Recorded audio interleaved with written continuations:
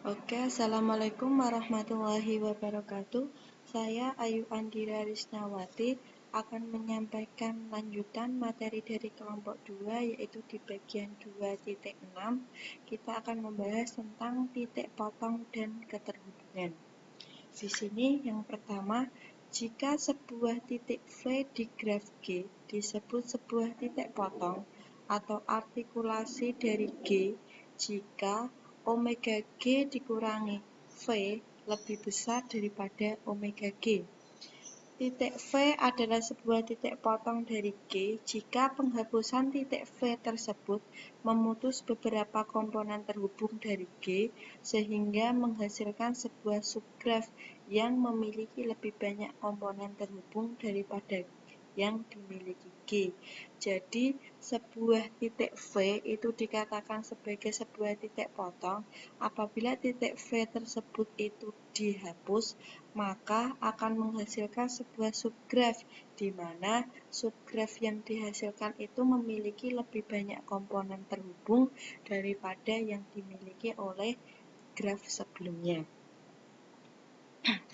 Kita lihat saja langsung ke contoh yang pertama. Di sini kita menggunakan gambar 2.29, di mana di sini adalah diketahui ada sebuah graf G, yaitu G1.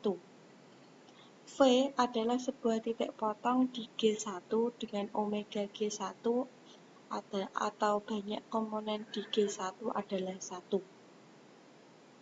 Di sini untuk gambar yang kedua masih tetap di G1, kita akan membuktikan apakah V itu adalah sebuah titik potong.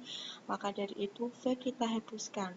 Di gambar yang kedua, di gambar yang ini, ketika titik V ini sudah kita hapuskan, maka gambarnya akan seperti ini. Sehingga didapatkan omega G1 min V dia adalah 3. Ketika ini tadi banyak komponen di graf G1-nya adalah 1. Ketika V-nya ini kita hapus, maka banyak komponen atau omega G min V adalah 3. Ini 1, 2, 3. Sehingga dari gambar 1 dan gambar 2 di G1 didapatkan bahwa omega G min F itu lebih besar daripada omega G, yaitu 3 lebih besar daripada 1.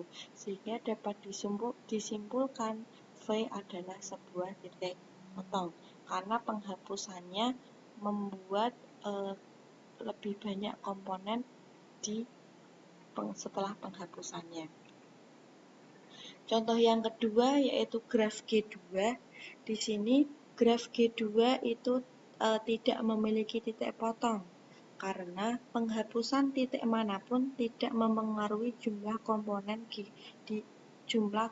pada graf 2.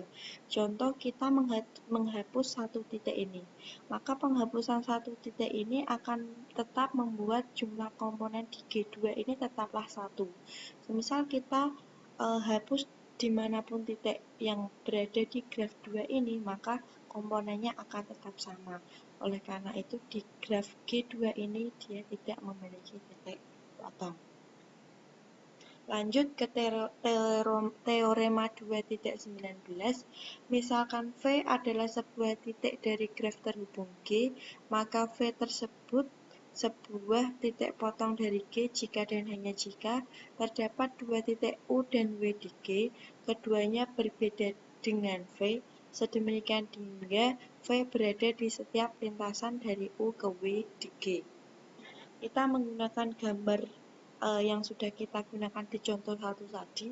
Ketika graf G1 kita beri dia titik tambahan yaitu U dan W sesuai dengan yang ada di teorema, di mana U dan W itu berbeda dengan V, maka ketika V tadi dihapuskan, lintasan U ke W ini tidak ada lintasannya. Tapi ketika V ini kita kembalikan lagi atau sebelum dihapuskan, maka lintasan dari U ke W dia akan selalu melewati titik V. Oleh karena itu V disebut sebagai titik sebagai titik potong. Jadi selain syarat yang pertama tadi, di sini di teorema 2.19 adalah ketika V ini selalu menjadi lintasan dari U ke W, di mana U ke W itu terletak di titik di komponen yang berbeda, lintasan dari U ke W selalu melewati V, maka V disebut sebagai titik potong. Lanjut ke teorema 2.20.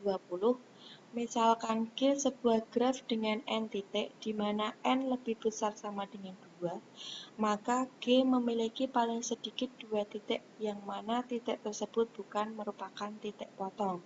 Contoh, di sini saya punya titik yang pertama, dan titik kedua, di sini paling sedikit saya ambil 2 titik, maka ketika kita hubungkan 2 titik ini, dia bukanlah merupakan titik potong, karena ketika kita menghapus salah satu titiknya, jumlah komponen atau omeganya tidak menambah atau tidak lebih besar. Jadi, ketika 2 titik tidak bukan merupakan titik potong. Lanjut, misalkan G sebuah graf sederhana, titik keterhubungan dari G dinotasikan dengan kappa G, atau notasi dari titik keterhubungan di sini adalah dinotasikan dengan kappa G, adalah bilangan terkecil dari titik G yang penghapusannya dari G menghasilkan sebuah graf tidak terhubung. Di sini disebut sebagai titik keterhubungan apabila titik jumlah bilangan terkecil dari penghapusan titik sehingga menjadi graf yang tidak terhubung.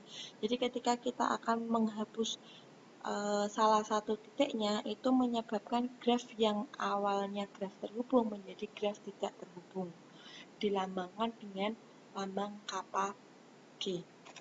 Contoh di graf G3 di sini sudah diketahui bahwa kappa G3 atau titik keterhubungan di G3 itu adalah sama dengan 3. Dapatkan dari mana? Ketika kita menghapuskan satu titik, maka di graf ini akan tetap menjadi graf terhubung. Tapi ketika kita menghapuskan 3 titik, misal kita hapuskan titik ini 1, 2, 3, maka dia akan menjadi sebuah graf yang tidak terhubung. Oleh karena itu, titik keterhubungan untuk graf G3 di sini adalah 3. Dan untuk contoh yang kedua, kita lihat di graf G4. Di sini kappa graf G4 itu adalah sama dengan 4, yang artinya titik yang dihapuskan agar graf ini menjadi graf tidak terhubung adalah 4. Misal kita hapuskan titik 1, 2, 3, 4, maka di graf G4 ini dia akan menjadi sebuah graf yang tidak terhubung. Jadi dapat disimpulkan bahwa titik keterhubungan atau kappa G itu bisa didapatkan dari jumlah bilangan terkecil. Ini sudah sesuai dengan teorinya, jumlah bilangan terkecil dari titik G, di mana dari bilangan terkecil itu jika dihapuskan akan menghasilkan sebuah graf yang tidak terhubung. Untuk N lebih besar daripada 2, penghapusan sembarang titik dari Kn menghasilkan Kn-1. Dan secara umum, penghapusan T titik di mana T kurang dari N menghasilkan Kn-T. Ini memperlihatkan bahwa kappa Kn sama dengan N-1. Sehingga sebuah graf sederhana G disebut N terhubung, di mana N lebih besar sama dengan 1 jika kappa G lebih besar daripada N. Ini diikuti G adalah satu terhubung jika dan hanya jika G terhubung dan memiliki paling sedikit 2 titik. Selanjutnya, G adalah 2 terhubung jika dan hanya jika G terhubung dan paling sedikit 3 titik tetapi tidak ada titik potong. Jadi dikatakan G itu adalah sebuah satu terhubung jika dan hanya jika G-nya itu memiliki paling sedikit paling sedikit 2 titik.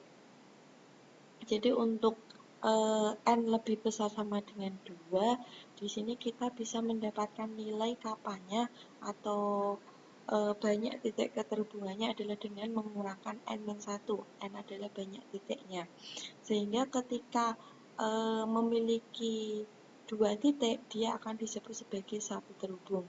Sedangkan ketika dia memiliki paling sedikit 3 titik, maka dia akan disebut sebagai 2 terhubung. Lanjut, misalkan U dan V adalah dua buah titik dari sebuah graf G, sebuah himpunan P1 sampai Pn dari lintasan U menuju ke V dinamakan internal disjoint jika diberikan sembarang pasangan berbeda PI dan PC dari himpunan U dan V adalah titik yang hanya dipunyai PI dan PC. Kita masuk ke teorema 2.21. Misalkan G sebuah graf sederhana dengan paling sedikit 3 titik, lalu G adalah 2 terhubung jika dan hanya jika untuk setiap pasangan dari titik yang berbeda U dan V di G ada 2 lintasan internal disjoint U ke V di G. Kita langsung lihat saja ke gambarnya. Andaikan X adalah himpunan bagian dari Q1, misalkan P1 menjadi lintasan U ke V, diberikan oleh bagian U ke X dari Q1, yaitu bagian dari X ke V dari P aksen. Dan misalkan P2 menjadi lintasan dari U ke V, diberikan oleh lintasan Q2, yaitu sisi WV. Maka P1 dan P2 ini kita sebut sebagai internal disjoint berdasarkan definisi dari Q1, Q2, Q, dan P aksen. Dari teorema sebelumnya, akibat dari 2.22, misalkan dari U dan V, 2 titik dari graf G2 terhubung, maka ada sebuah circle C dan G melewati U dan V. Kita coba menggunakan gambar yang sebelumnya saja. Ketika diketahui ketika kita akan melewati U dan V, maka paling sedikit akan terbentuk sebuah circle C dan G. Misal menggunakan gambar ini, kita membuat U ke V, maka kita akan memiliki dua circle, yaitu C dan G. Sekian materi dari saya, kurang lebihnya mohon maaf. Wassalamualaikum warahmatullahi wabarakatuh.